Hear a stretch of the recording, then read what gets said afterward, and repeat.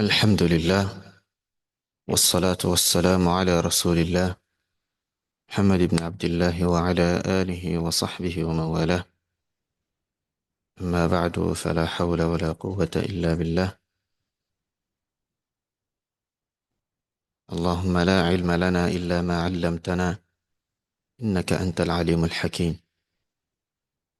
إن شاء الله تعالى. إليني الدرس الأول. إذا لك ولكك لتن ترى تيسير النحو. تيسير النحو تي تمارنج simplifying نحو. mímú náhù mímú rọrùn fún àwọn tí wọ́n fẹ́ kọ́. Tírà yìí òun ni tírà àkọ́kọ́ tí a máa kà ní markazu al-Furqan ala minhaji nubuwa nínú náhù. Òun ni ó jẹ́ ìpìlẹ̀ bi'idhnillahi ta'ala. So ìpìlẹ̀ wá ní sílsílà ni.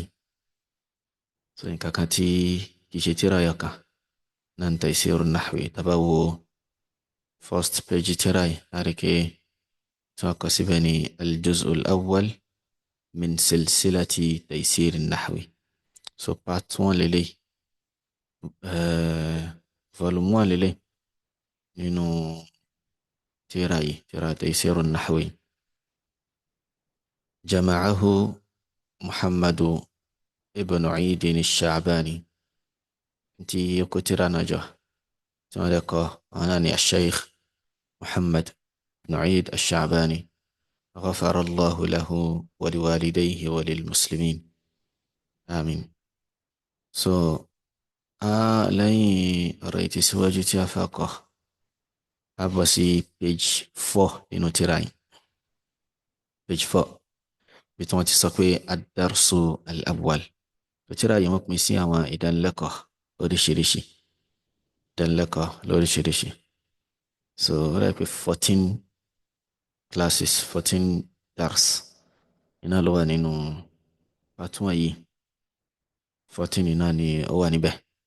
So eléyìí ni ad-darsul awwal, lesson 1, fadlul arabiyyah. So nǹkan àkọ́kọ́ tí a bá fẹ́ kọ́ ń bẹ̀ eléyìí, fadlu al-arabiyyah. Ọlá eléyìí tí ó ń bẹ fún èdè Lárúbáwá. Kí ni ọlá wo? Ṣé èdè yìí ṣé ó ti ní ọlá kan? Bákan náà kí ni ọlá rẹ̀? Torí pé tí a bá fẹ́ kọ́, tí a bá mọ iye rẹ̀, tí a sì mọ̀ kí nǹkan yìí, nǹkan báyìí, gbogbo báyìí ló wà nínú ẹ̀sìn, náà ni ó mú kí èèyàn mójútó. Àtọ̀sẹ̀ tí ó mọ ọlá tó ń bẹ fún, tí ó mọ iye rẹ̀, fẹ́rẹ̀ níbẹ̀ kò ní mójútó bó ṣe tó àti bí ó ṣe yẹ. Afani al-lughatu al-arabiyyatu hiya ashrafu al-lughati wa afdaluha. Èdè Lárúbáwá yìí òun ni èdè tó fi ń níyì jù, òun sì ni èdè tó fi ń lọ́lá jù. Òun lèdè tó fi ń níyì jù, òun náà sì ni èdè tí ó fi ń ní ọlá jù. Wọ́n ní li'annaha lughatul Qur'anil Karim. Torí pé òun ni èdè al-Qur'an alápọ̀nlé. Torí pé òun ni èdè al-Qur'an alápọ̀nlé. Alladhi takallama bihi rabbul alamin. Eléyìí tí Allah subhanahu wa ta'ala tó fi sọ̀rọ̀. Ẹni pé al-Qur'an ọ̀rọ̀ Allah subhanahu wa ta'ala ni. Èdè tí Allah wá fi sọ̀rọ̀ nínú al-Qur'an yìí tó fi sọ̀ kalẹ̀, tó fi gbélé, tó fi fún Jibril, tó fi kà fún Jibril gbé kó lọ mú bá Nabi sallallahu alayhi wa sallam, tí Jibril náà wá kà fún Nabi sallallahu alayhi wa sallam. Nabi náà wá ń jíṣẹ́ rẹ̀ fún àwọn companions ẹ̀, àwọn sahaba rẹ̀. So èdè al-Qur'an ni, èdè Arabiyya ni, èdè Lárúbáwá ni. So li'annaha lughatul Qur'anil Karim alladhi takallama bihi rabbul alamin. Torí pé èdè al-Qur'an alápọ̀nlé ni tí Allah fi sọ̀rọ̀. Wa lughatu khayril mursalina wa khatamin nabiyyin. Ó tún wá jẹ́ èdè ẹni tó fi ń lọ́lá jù nínú àwọn òjíṣẹ́, tó sì jẹ́ ìgbẹ̀yìn àwọn ànábì, tó jẹ́ òpin àwọn ànábì Allah subhanahu wa ta'ala. ولغة أصحابه المقدمين. bákan náà ó tún wá jẹ́ èdè àwọn sàábé àwọn sàhábà nàbí sallallahu alaihi wasallam àwọn companions ẹ̀ àwọn ẹni síwájú. wa salafil ummati salihin, ó tún wá jẹ́ èdè àwọn aṣíwájú rẹ̀. So àwọn salaf àwọn ni àwọn aṣíwájú, àwọn tí wọ́n wá lẹ́yìn àwọn sàhábà náà, àwọn tabi'un àtàwọn tabi'un àtàbí'in náà tí wọ́n ṣẹ̀mí ní àsìkò tó lọ́lá tá nàbí sallallahu alaihi wasallam tó jẹ́ kó yé wa pé àsìkò yìí àsìkò kan àsìkò ọlá ni. khayrun nasi qarni thumma alladhina yalunahum thumma alladhina yalunahum. àwọn tó fi ń lóore jù náà àwọn èèyàn òun ni àwọn qarnu mi, àwọn sẹ́ńtúrì mi tí wọ́n bá mi lò gbẹ̀yìn àwọn sàhábà, lẹ́yìn àwọn tó wá lẹ́yìn wọn, lẹ́yìn àwọn tó wá lẹ́yìn wọn, àwọn yìí làwọn sálàf. èdè wọn náà tún lélẹ̀. wọ́n ní wa kafa bidhalika fadlan wa sharafa. eléyìí ti tó ní ọlá gan fún èdè yìí, eléyìí ti tó níyì fún èdè yìí. tá bá sọ pé èdè yìí ó ní iyì, àwọn kan tá a kà síwájú yìí ó ti tó fún láti fi sọ pé èdè tó níyì ni. wa yumkinu talkhisu fadli al-lughati al-arabiyyati bima ya'ti. wọ́n ní ó sì tún possible, ó tún ṣeéṣe náà ká summarize ọlá ọlá tí èdè lárúbáwá yìí ní, ká summarize ẹ̀ sínú nǹkan tó ń bọ̀ yìí. al-awwal alákọ̀ọ́kọ́ al-lughatu al-arabiyyati. اللغة العربية هي لغة القرآن الكريم. èdè lárúbáwá yìí òun ni èdè al-Qur'an alápọ̀nlé. al-Qur'an alápọ̀nlé tí ṣe kalamullahi azza wa jal, tó jẹ́ ọ̀rọ̀ Allahu tí ó láre ga. qala ta'ala, Allahu tó láre ga sọ pé inna anzalnahu qur'anan arabiyyan la'allakum ta'qilun. dájúdájú aṣọ kalẹ̀ ní èdè lárúbáwá, aṣọ al-Qur'an yìí kalẹ̀ ní èdè lárúbáwá la'allakum ta'qilun, kẹ́bà lè ṣe kìnnì, kẹ́bà lè ṣe làákàyè. sọ yẹn pé àwọn lárúbáwá tí wọ́n gbà fún Islam, tí wọ́n gbà fún Ànábì sallallahu alayhi wa sallam, Allahumma má sọ èdè yìí, ó mọ̀ sọ Qur'an yìí kalẹ̀ ní èdè àwọn lárúbáwá yẹn kọ́ bá lè mọ̀ pé eléyìí ṣe ọ̀rọ̀ èèyàn lásán. ẹni tó mú ọ̀rọ̀ yìí wá fún wa, ẹni tí ó ń gba wahyu, tó ń gba revelation láti ọ̀dọ̀ Allahu subhanahu wa ta'ala ni. afáàní fala yafhamu al-Qur'ana man la yafhamu al-lughata al-arabiyyah. Allahu akbar. fala yafhamu al-Qur'ana man la yafhamu al-lughata al-arabiyyah.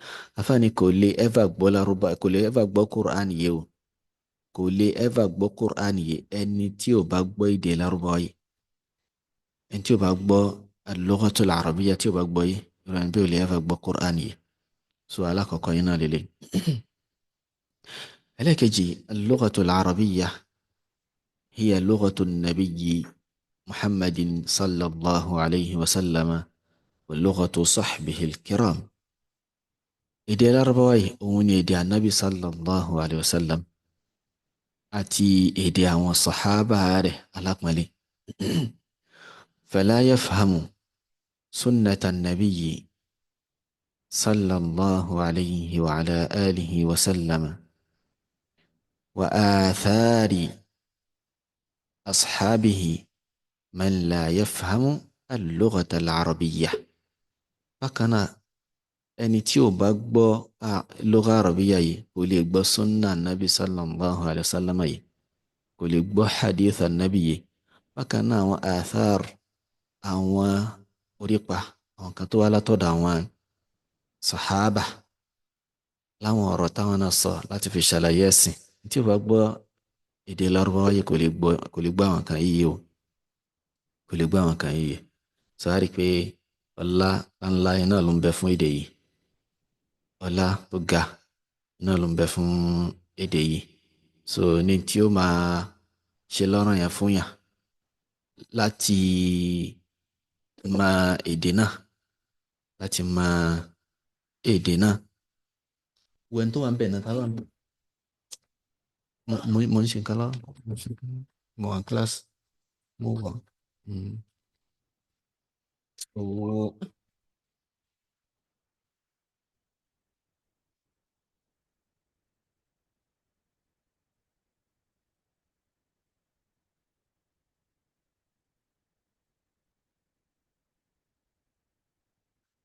so bákan náà ẹlẹ́kẹta àfáàní al-lughatu al-arabiyya allamaha Allahu azza wa jalla li nabiyyihi Adam alayhi salam. Èdè Lárúbáwá yìí èdè kan ni ebi Allah subhanahu wa ta'ala ó kọ́ anabi Adam ní èdè yìí. Allah subhanahu wa ta'ala ó kọ́ anabi Adam alayhi salam ó kọ́ ní èdè Lárúbáwá yìí.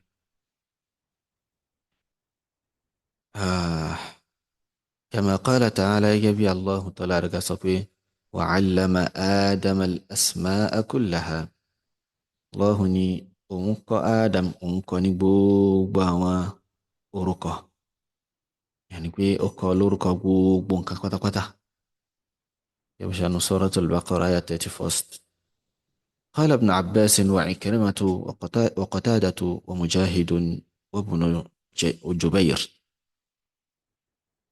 àwọn àfáà tá dárúkọ ibn Abbas radiyallahu anhuma àti Akrima mawla ibn Abbas àti Qatada ibn Di'ama as-Sadusi àti Mujahid ibn Jabr àti ibn Jubair àwọn àgbàfà ní tafsir lélẹ̀. àwọn sọ pé ìtumọ̀ rẹ̀ ni allamahu asma'a jami'i al-ashya'i kulliha. Allahu subhanahu wa ta'ala ó kọ́ Ànábì Adam ní orúkọ gbogbo nǹkan pátápátá jalilaha wa haqiraha jaliliha wa haqiriha eléyìí tó tóbi ń bẹ àti eléyìí tí ó kéré ń bẹ. eléyìí tó tóbi nínú àwọn nǹkan nínú àwọn orúkọ àti eléyìí tó kéré ń bẹ gbogbo pátá iná ni Allah subhanahu wa ta'ala ni ó fi kọ́ ló fi mọ̀ Ànábì Adam alayhi salam. لنا فاني وقال ابن خويز من داد وقال ابن خويز من داد أفاق بعيه ابن خويز من داد المالكي رحمه الله. وني في هذه الآية هم بنين آية دليل أري اتقع على أن اللغة مأخوذة توقيفا. رين بين بآية وعلم آدم الأسماء كلها يا الله سبحانه وتعالى سكون كو آدم نبوغبونكا orúkọ gbogbo nǹkan pátápátá ìtẹ́lẹ̀ tó tóbi àtẹ́lẹ̀ tó kéré ń bẹ. ẹ̀rí wà nù áyà yìí lórí pé èdè ní nǹkan kan tí pé tawqifi náà ni ma'khudatun tawqifa. so ìyẹn ni pé nǹkan kan tí kíkà ṣe nǹkan tí àwọn èèyàn kan déédé máa sọ bí kì í ṣe pé Allah subhanahu wa ta'ala òun ni ó fi máa yàn ló fi máa Adam wa anna Allaha azza wa jalla allamaha Adama tafsila. so bákan náà anabi Adam Allah subhanahu wa ta'ala ó fi ó kọ́ ní èdè yìí ní ẹ̀fọ́ sí wẹ́wẹ́. ó kọ́ Adam kọ́ ní èdè yìí ní ẹ̀fọ́ sí wẹ́wẹ́. فلنا اللغة العربية ألا كان إنه الله إدين الأربعة اللغة العربية هي أيسر اللغات. إدين الأربعة يوني ديتو فين رانوجو وني ديتو فين رانوجو لأن الله عز وجل يسرها بتيسيره القرآن. فريق الله سبحانه وتعالى أوريدي لا ترى القرآن إدي ميدا إسيا nítorí làbí pẹ̀lú bó ṣe mú al-Qur'an bó ṣe mú إسيا. سألك الله سبحانه وتعالى كما قال تعالى جبي الله تعالى لك صيبين ولقد يسرنا القرآن للذكر فهل من مدكر. dájúdájú àti mú al-Qur'an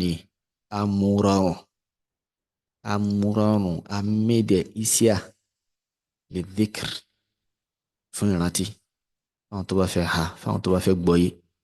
fahal min muddakir ṣàwárà wọn tí wọ́n ṣe gbìyànjú lórí bí wọ́n ṣe ṣe kìnnì bí wọ́n ṣe ha al-Qur'ani bí wọ́n ṣe gbọ́yé. ṣàwárà wọn tí ọkàn wọn sì tẹ́tí wọn sì sí nǹkan yìí tí wọ́n ṣe kìnnì tí Qur'ani tí ó jẹ́ nǹkan tí ó ṣe wọn láǹfààní tí ó jẹ́ ìrántí fún wọn. so Allah subhanahu wa ta'ala ó yassara èdè Lárúbáwá látara wípé ó yassara al-Qur'an. ó mú èdè Lárúbáwá ó mú rọrùn látara mímú القرآن رون. إليك اللغة العربية هي اللغة المحفوظة بحفظ الله عز وجل للقرآن الكريم. So, inú àwọn láti èdè lárúbáwá ètò ni wọ́n ní pé èdè kan ni wọ́n ní èdè tó yẹ pé al-mahfudha wọ́n ṣọ́. Allah subhanahu wa ta'ala ṣọ́ látara ṣíṣọ́ al-Qur'an al-Karim, látara ṣíṣọ́ al-Qur'an al-Karim. Sáré pé Allah subhanahu wa ta'ala jẹ́ kó yọ pé òun ṣọ́ al-Qur'an kúrò níbi yíyí padà, kúrò níbi kí àsáwà ó sáwà. كما قال تعالى جبي الله تعالى رجع يسكوي إنا نحن نزلنا الذكر وإنا له لحافظون. إيراجو أول لا شكني لا سؤال القرآن يكاله الذكر القرآن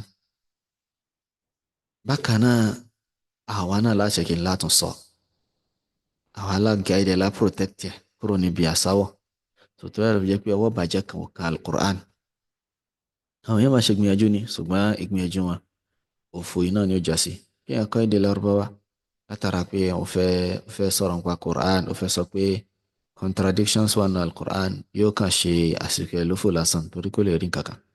Gbogbo tó bá ń rí tó ń sọ pé bí àṣìṣe eléyìí ó ń tọ́ka sí àìmọ̀kan ẹni, ó ń jẹ́ kó máa yé wa pé aláìmọ̀kan yìí náà ló ń tọ̀, torí tó bá máa ń tó ń sọ dáadáa, tó bá mẹ́dẹ̀ lárúbá dáadáa ni gbogbo tó ń sọ yẹn kò ní rí nínú al-Quran. afáàní famin hifdhi dhikri hifdhu lughatihi. So nínú lára pé wọ́n ṣọ́ àdíkùrù tí ṣe al-Qur'an, òun náà ni pé èdè tí wọ́n fi sọ kalẹ̀ yẹn náà òun náà jẹ́ ṣíṣọ́, wọ́n ti ṣọ́ òun náà. wa min taysiri dhikri taysiru lughatihi. So nínú mímú àdíkùrù yìí rọrùn, nínú bí wọ́n simplify ẹ̀, òun náà ni pé èdè tí wọ́n fi sọ kalẹ̀ náà òun náà wà simplified, òun náà ó jẹ́ nǹkan tó wà easier, tó rọrùn dáadáa. afáàní fa akrim bi lughatin takallama Allahu azza wa jalla biha. Ó mà ní àpọ́nlé o, nǹkan ńlá lámà ní o, èdè kan tó jẹ́ pé Allahu subhanahu wa ta'ala ó fi sọ̀rọ̀. Èdè tí Allah subhanahu wa ta'ala tó fi sọ̀rọ̀, nǹkan ńlá ni o, èdè ńlá ni o, èdè alápọ̀nlé ni o. wa anzala biha kitabah, ó sì tún fi èdè náà sọ tírà rẹ̀ kalẹ̀. wa allamaha anbiya'ah, ó tún wá fi kọ́ àwọn ànábì rẹ̀. wa yassaraha li ibadihi, èdè tí pé Allah subhanahu wa ta'ala tó wá ṣe ní rọrùn fún àwọn ẹrú rẹ̀. wa hafidhaha bi hifdhihi, ó tún wá ṣọ́ pẹ̀lú ìṣọ́ rẹ̀, ìṣọ́ látọ̀dọ̀ rẹ̀. ألا يجدر بنا أن نتعلمها ونحرص عليها لأنها مما ينفعنا في ديننا. ṣé kò wá tó ká ṣe kí ni ká kọ́ èdè yìí? ṣé eléyìí kò tó nǹkan tí ó mú wa, tí ó ṣe wá lójú kòkòrò lórí bá ṣe mójútó èdè yìí? Nítorí pé kí ni? Nítorí pé mimma yanfa'una fi dinina, torí pé ó jẹ́ inú tó máa ń tí ó ṣe wá láǹfààní nínú ẹ̀sìn wa. Èdè kan tó yẹ pé yóò ṣe wá láǹfààní nínú ẹ̀sìn wa ni. An-nabiyyu sallallahu alayhi wa ala alihi wa sallama amarana faqal, tó jẹ́ pé Ànábì sallallahu alayhi wa sallam ó pa á láṣẹ, ó sọ fún wa pé ihris ala ma yanfa'uk wasta'idh billah. Ihris ala ma yanfa'uk, mójútó ohun tí ó ṣe wá láǹfààní. Ànábì sallallahu alayhi wa sallam ó sọ ilé الحديث احرص على ما ينفعك mójútó nǹkan tí ó ṣe ọ́ láǹfààní. wasta'in billah, kò sì wá Allahu ní olùrànlọ́wọ́. wala ta'jaz, má kagara, má ṣọ̀lẹ. hadithu al-imam Muslim rahimahullah ta'ala ní ọgbẹ̀ jáde. eléyìí ni ad-darsul awwal ní inú tírà yìí, inú tírà al-juz'ul awwal min تيسير النحوي. سليني إقبالي الدرس الأول. سلينا وانيا الأسئلة أو إبيري. السؤال الأول بير العلاقة: لماذا نتعلم العربية؟ كيني دي تعرفين كيدي الأربعة؟ كيني دي تعرفين كيدي الأربعة؟ كيني دي توفيقا كيدي الأربعة؟ كان أدام ورح. السؤال الثاني ìbéèrè ẹlẹ́ẹ̀kejì أكمل الفراغات الآتية بما يناسبها. Complete àwọn àlàfo yìí, àwọn àyè tó gbófo yìí pẹ̀lú nǹkan tí ó ṣe kí n tó ṣe déédéé wọn. pẹ̀lú nǹkan tí ó ṣe déédéé wọn. alákọ̀ọ́kọ́ níbẹ̀ ni la yafhamu al-Qur'ana man la yafham wala yafhamu wa man la yafham. So àríkì wọn fi àwọn blank spaces wọn fi síbẹ̀. So a padà sí ìdánilẹ́kọ̀ọ́ tá a kà tá a fi fill àwọn nǹkan yẹn. So ẹlẹ́ẹ̀kejì ń bẹ̀ ni al-lughatu al-arabiyya allamaha Allahu azza wa jal bidalili qawlihi ta'ala. So èdè Lárúbáwá ni Allah subhanahu wa ta'ala ó fi kọ́ tani fi sílẹ̀ rí rẹ̀ ní al-Qur'an. So gẹ́gẹ́ bó ṣe wà nínú ìdánilẹ́kọ̀ọ́ tá a kà padà síbẹ̀. اللغة العربية هي بدليل قوله تعالى. So èdè Lárúbáwá yìí òun ni kí ni kan náà. So a fi làwọn kan yẹn bákan náà rí nínú al-Qur'an tí a fa mu wa a fi sí. دال اللغة العربية هي. So ibi tí wọ́n tó ti mú tó yẹ sọ nǹkan nípa èdè Lárúbáwá tí wọ́n sì mẹ́rin wá a padà síbẹ̀ nínú ìdánilẹ́kọ̀ọ́ a fi fi lè àwọn blank sí. So bí eléyìí bó ṣe rí ni.